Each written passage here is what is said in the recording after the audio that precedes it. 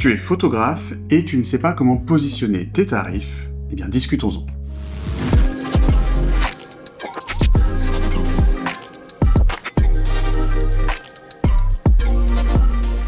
Dans cette vidéo, je ne vais pas te donner le calcul en fonction des charges, en fonction du coût de ton matériel, etc.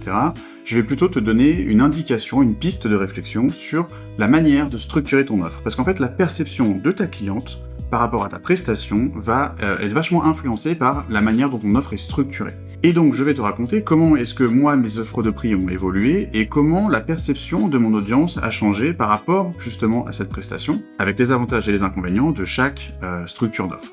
Typiquement, on va retenir deux structures. La première, c'est un package d'entrée avec un prix d'appel assez bas, pour avoir peut-être les 5 premières photos, et puis X € la photo supplémentaire. Et puis la deuxième, c'est d'avoir une formule tout compris, avec juste le forfait de la séance, avec toutes les meilleures photos inclus dedans.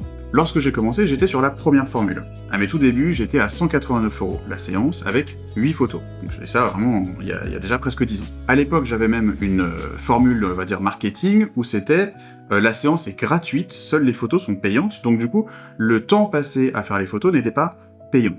Ce qui était vachement bien pour stimuler, on va dire, les réservations, puisque du coup, comme la séance était gratuite, qu'elle ne payait que les photos une fois qu'elle les voyait, si ça lui plaisait, elle achetait ses 5 ou ses 8 premières photos pour 189 €, et puis 25 € par photo supplémentaire, et bah du coup, elle venait vraiment sans engagement, en se disant, bah j'ai rien à perdre, j'ai pas dépensé d'argent, je viens faire ma séance, si ça me plaît, j'achèterai les photos, si ça me plaît pas, j'achète pas les photos. Dans l'ensemble, elles achetaient toujours leurs photos, c'est jamais arrivé qu'elles me disaient « Ah bah j'aime pas les photos », ou alors on se disait « Bah tiens, si jamais c'est pas ce qui t'a emballé, qu'est-ce qu'il faudrait modifier, qu'est-ce qu'il faudrait changer, qu'est-ce qu'on apprend de cette expérience pour refaire une meilleure séance la fois d'après ».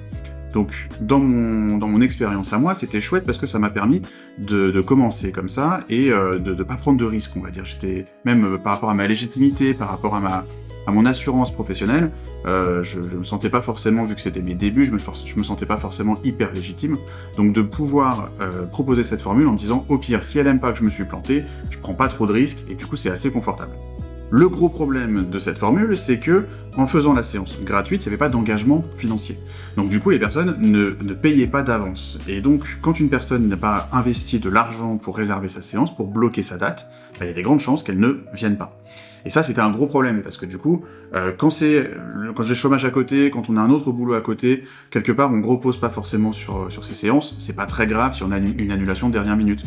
Mais quand c'est le métier à temps plein, bah, malheureusement, une séance qui est annulée, c'est une séance sur laquelle on compte pour payer les factures. Donc quand elle nous plante au dernier moment, c'est un peu compliqué.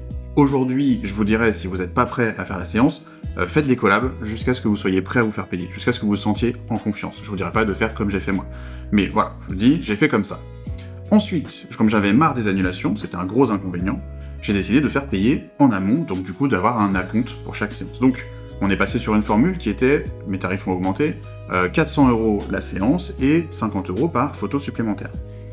Donc on est toujours sur le même package de prix d'entrée assez accessible, plus les photos supplémentaires, et l'intérêt de ça, c'est que une fois qu'on fait payer un acompte, la personne, on est à peu près sûr qu'elle vient. Donc ça a éliminé cet inconvénient des annulations de dernière minute. Par contre, le gros problème de cette formule, c'est que pour mieux vendre, c'est-à-dire pour augmenter son panier moyen, il faut vendre un maximum de photos supplémentaires. Parce que le prix d'entrée, on va dire que c'est le prix minimum, vous savez qu'avec ça, vous perdez pas d'argent, mais vous ne gagnez de l'argent plus ou moins que si vous vendez des photos supplémentaires. Le problème de ça, c'est que ça vous pousse à faire un maximum de photos différentes, variées, avec des accessoires, avec différentes thématiques, avec, si c'est dans le boudoir, peut-être différents degrés de sexitude, et ainsi de suite, pour que la cliente se dise « Oh, j'aime bien toutes ces facettes de moi, j'aime bien tout ce que je vois dans mes photos, et j'ai envie d'avoir toutes mes photos ». Deux problèmes avec ça. Le premier, c'est que vous attirez une clientèle qui a été séduite par le prix d'entrée qui est relativement accessible. Du coup, potentiellement, elle n'a pas forcément un budget très très large pour racheter des photos supplémentaires. Et puis deuxième problème, qui pour moi est le plus important, c'est vraiment qu'elle va voir chaque photo comme un produit. On a un rapport à la photo comme un produit, où on se dit, chaque photo a une valeur, c'est 50 € la photo par exemple, et du coup, elle va se dire, est-ce que je rachète une photo, 2 photos, 3 photos supplémentaires, ou est-ce que je fais le plein d'essence, ou est-ce que je pars en week-end avec mon chéri, et en plus de ça, il y a tout le moment où elle va faire la sélection des photos, qui est extrêmement frustrant.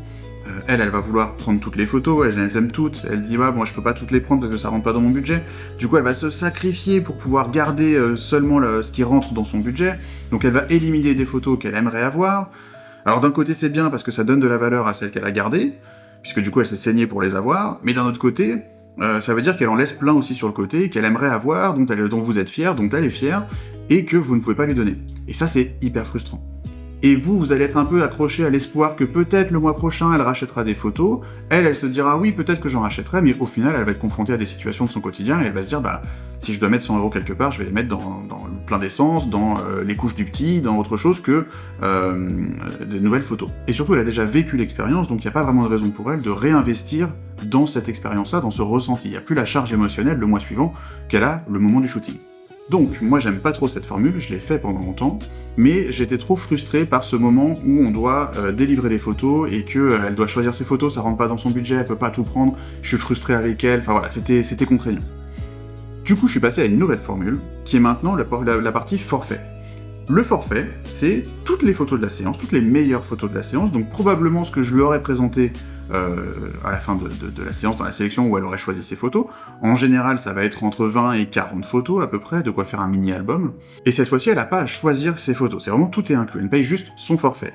Par contre, ça va nous forcer à choisir ce qu'on va faire pendant la séance. On va pas faire tout ce qui est possible de faire, ça va pas nous pousser à explorer un maximum de thèmes et de variations dans la séance, ça va plutôt nous pousser à rendre chaque séance personnalisée en fonction d'un angle d'attaque, d'une thématique, d'un besoin, d'une réponse à un besoin spécifique.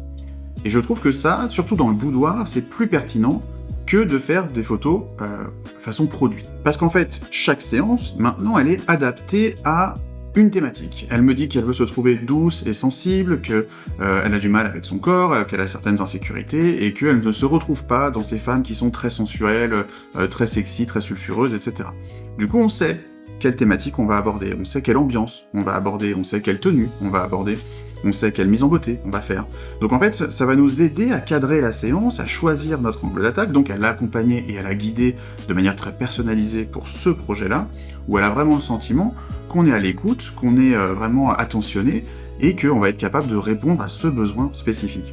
Et une fois qu'elle a vécu cette expérience, si elle se dit « Ah bah ça m'a bien plu, et maintenant je me sens plus sûr de moi, plus affirmé, j'ai une nouvelle vision de moi-même », et qu'elle se dit « Ah bah oui, maintenant j'aimerais bien explorer une nouvelle partie de mon énergie féminine, explorer autre chose d'un peu plus affirmé, ou d'un peu plus sophistiqué, ou d'un peu plus chic, ou d'un peu plus original, etc. », et ben elle va revenir pour une nouvelle séance.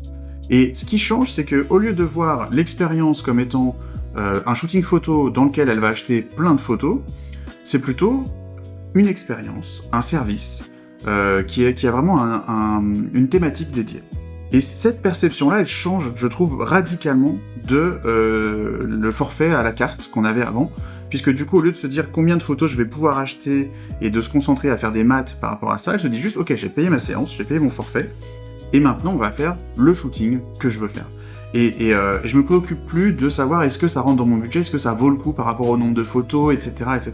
Donc, je trouve que c'est vachement plus pertinent, en tout cas dans le type de prestation que moi je fournis aujourd'hui, c'est-à-dire dans le boudoir, parce que ça permet vraiment de créer des thématiques, et donc pour faire revenir la cliente, pour fidéliser la cliente, eh ben, il suffit de lui proposer une nouvelle thématique, que ce soit avec des accessoires, que ce soit de franchir le cap du nu, que ce soit d'aller chercher des choses plus sexy ou plus douces que ce qu'on a déjà fait, que ce soit de nouvelles ambiances, de nouvelles couleurs, etc., etc. Donc, pour le coup, j'ai eu plein de clientes qui sont revenues pour explorer des versions différentes d'elles-mêmes à travers la photo.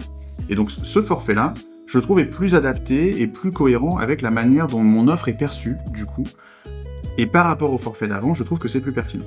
Et là, vous allez me dire, ok, d'accord, mais bon, ton forfait, c'est 750 € la séance, comment tu fais pour upsell, comment est-ce que tu gagnes plus d'argent si jamais t'es coincé sur un forfait unique, puisque du coup, quand on vend à la carte, on a la possibilité de vendre plus de photos.